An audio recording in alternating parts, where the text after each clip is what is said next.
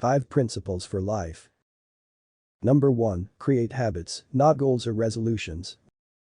Resolutions are like wishful thinking that fade away. Goals are great, but it's hard to juggle 5 to 10 new goals when you have a lot of other things always going on. Instead, focus on one new habit at a time and give it your full attention until it becomes automatic, then do another new habit. After a year, you could have 12 new habits and you'll be a lot closer to any goals you might have wanted to reach.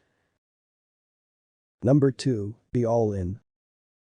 Most people fail at their goals because they write them down, start taking action, and then let themselves quit when things get hard. But what if you committed to doing the habit of meditation in January, or you'd have to give up your favorite food for a year? What if you had to pay $10,000 if you missed 2 straight days of meditation? Would you stick to the habit then? Of course you would, because you'd be fully committed. Find a way to be all in, and you'll make your habits stick. Number 3. Focus on weekly adaptations. Most people try to focus on something that will take a year to achieve, but you lose motivation, and what if things change during that year?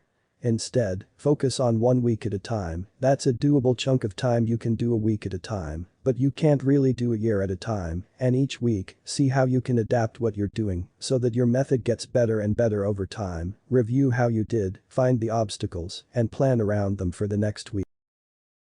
Number 4. Find your crew. You can do great things on your own, but you're much more likely to get them done if you have a group of friends who are holding you accountable and who you're holding accountable to. Hold each other's feet to the fire, root each other on, hold regular meetings to make sure everyone is staying on track, and don't let your crew fall off track. Number 5. Fill yourself with curiosity and a learning stance.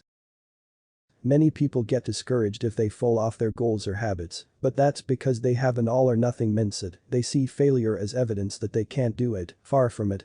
Failure is evidence that things need adjusting. It's a way to learn so that you can get better. Be curious about what will work for you, about what this new habit will be like instead of having a preconceived idea, and about what happens when you make adjustments. See all your successes and failures as learning, not a sign that you are good or not good. With this flexible mindset, you'll be able to weather out any kinds of disruptions.